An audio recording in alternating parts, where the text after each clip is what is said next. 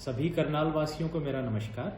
आज 10 जुलाई को एक बड़ा महत्वपूर्ण विषय मैं आपसे डिस्कस करने के लिए आपके सामने उपस्थित हुआ हूँ। जैसा कि आप सबको मालूम है कि पूरा देश इस समय कोरोना की महामारी से लड़ रहा है और हम सब के लिए बड़ा एक मुश्किल का ये समय है। हमारे चिकित्साकर्मी हैं, आशा वर्कर्स हैं, आंगनवाड़ी वर्कर्स हैं, टीचर्स हैं, पुलिसकर्मी हैं, सैनिटेशन वर्कर्स हैं, सारी प्रशासनिक मशीनरी है,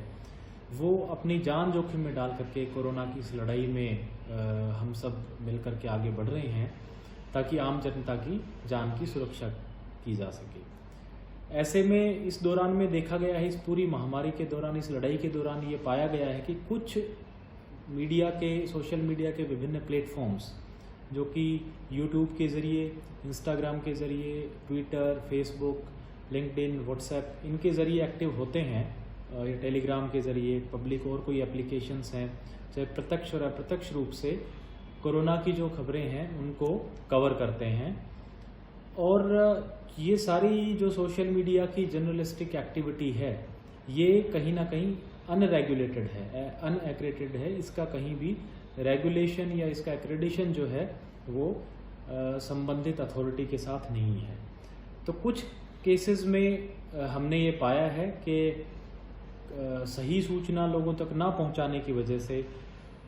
कई लोगों के मनोबल पे इस पे गलत प्रभाव पड़ता है। कई लोगों को गलत सूचना की वजह से उनके दिमाग में, मस्तिष्क में कई तरह की भ्रांतियां भी डेवलप हो जाती हैं। माननीय उच्चतम न्यायालय ने, सुप्रीम कोर्ट ने उनकी रिट पिटीशन 468 ऑफ 2020 एवं 469 ऑफ 2020 में इस बात का विशेष रूप से जिक्र किया है कि जो इल इन्फॉर्मेशन है, जो गलत सूचना है, वो कहीं ना कहीं लोगों की मेंटल हेल्थ पे को भी इफेक्ट करती है और जो हमारे कोरोना वॉरियर्स हैं, जो हमारे हेल्थ वर्कर्स हैं, पुलिसकर्मी हैं, सैनिटेशन वर्कर्स हैं, उनके मनोबल को भी प्रभावित करती है। इस प्रकार की फेक और इनएक्यूरेट रिपोर्टिंग से समाज में उत्तेजना फैल सकती है, जिसके बड़े ही घातक परिणाम हो सकते हैं और समाज में अननेसेसरी पैनिक भी फैल सकता है। मैं इसमें विशेष रूप से जो आपदा प्रबंधन अधिनियम 2005 है, उसकी धारा 54 का उल्लेख करना चाहूँगा, जिसमें स्पष्ट रूप से बताया गया है कि किसी भी आपदा के समय अगर कोई भ्रामक सूचना समाज में फैलाता है तो वो एक कानूनन जुर्म है और 1 वर्ष तक की कारावास एवं जुर्माना उसमें किया जा सकता है। करनाल जिले में भी ये देखने में आया है कि कुछ अनरेगुलेटेड सोशल मीडिया प्लेटफॉर्म्स, उन्होंने इस तरह की भ्रामक एवं गलत जानकारी लोगों में प्रसारित की है, जिससे ना केवल जो कोरोना से अफेक्टेड लोग हैं, जैसे उदाहरण के तौर पे जो कोरोना से अफेक्टेड लोग हैं उनकी आइडेंटिटीज़ डिस्क्लोज की गई हैं, जिससे उनके मनोबल पर बुरा प्रभाव पड़ा है, जिनसे उनकी मेंटल हेल्थ पे गलत असर पड़ा है, उनके परिवारजनों को भी इसमें शर्मिंदगी उठानी पड़ी है। इसी प्रकार से जो कोरोना वॉरियर्स हैं कई सारे हमारे, उनके खिलाफ भी कई भ्रामक जानकारी फैलाने की वजह से उनके मनोबल पे भी गलत प्रभाव पड़ता है। इसलिए ऐसे में ये बड़ा ज़रूरी हो जाता है कि जो भी सोशल मीडिया प्लेटफॉर्म्स हैं उनको रेगुलेट किया जाए। इसलिए ये बड़ा ज़रूरी है कि जो सूचना एवं जनसंपर्क निदेशालय हरियाणा सरकार है या सूचना एवं प्रसारण मंत्रालय भारत सरकार है, इनके द्वारा अधिकृत मीडिया ही खबरों का संचालन करे, न्यूज़ का संचालन करे। जो अनऑथराइज्ड सोशल मीडिया प्लेटफॉर्म्स हैं उनको बंद किया जाए।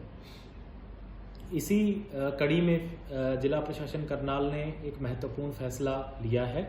और इसलिए हमने सोचा है कि जिलाधीश होने के नाते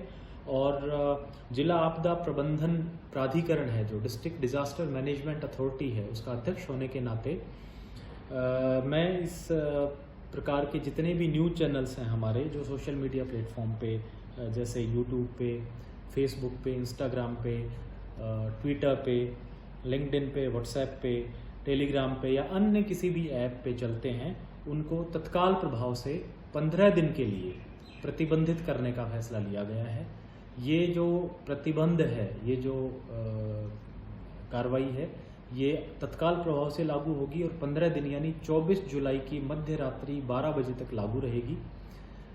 उसके बाद उस समय निर्णय लिया जाएगा कि इस प्रतिबंध को आगे बढ़ाया जाना है या उस समय तक ही इसको रखना है। अगर कोई भी इसकी वायलेशन करता है, कोई भी सोशल मीडिया प्लेटफॉर्म जो कि अनरेगुलेटेड है और वो इन नियमों की वायलेशन करता है, तो संबंधित नियमों के तहत उनके खिलाफ कार्रवाई भी की जाएगी। इस पूरी गतिविधि को रेगुलेट करने के लिए हमने एक रेगुलेटरी कमेटी बनाई है सिटी मजिस्ट्रेट की अध्यक्षता में, जो कि इन सभी जो हमारे प्लेटफॉर्म्स हैं, Facebook, Twitter, WhatsApp, Telegram, LinkedIn, जो भी प्लेटफॉर्म्स हैं जितने भी हैं, उन सब पे अपनी नज़र रखेगी। और अगर कोई भी सोशल मीडिया ग्रुप या इंडिविजुअल जो अनरेगुलेटेड है, जो भारत सरकार और हरियाणा सरकार से एग्रीगेटेड नहीं है, वो कोई भी सूचना जारी करता हुआ पाया गया, तो उसके खिलाफ फिर इस आदेश की कंटिन्यूएशन में भारतीय दंड संहिता के तहत, आपदा प्रबंधन अधिनियम के तहत और एपिडेमिक डिजीज एक्ट के तहत कार्रवाई की जाएगी। न केवल उनके खिलाफ आपराधिक कार्रवाई होगी, बल्कि जिस भी प्लेटफॉर्म से जुड़े हुए हैं, चाहे वो ट्विटर हो या व्हाट्सएप हो या फेसबुक हो,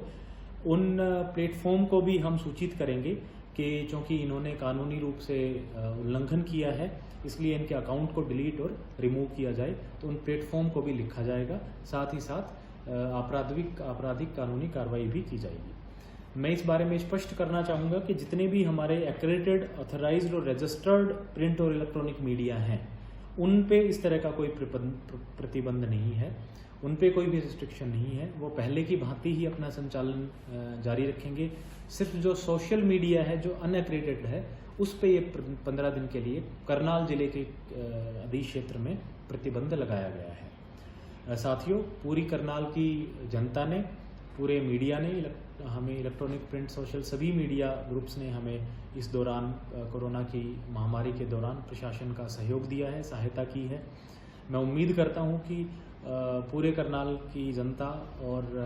अन्य सभी ग्रुप्स इसी प्रकार से पूरे प्रशासन को अपना सहयोग जारी रखेंगे, ताकि इस कोरोना की लड़ाई में हम समुचित बल के साथ लड़ सकें और जीत भी सकें। आप सबका बहुत बहुत धन्यवाद। जय हिंद।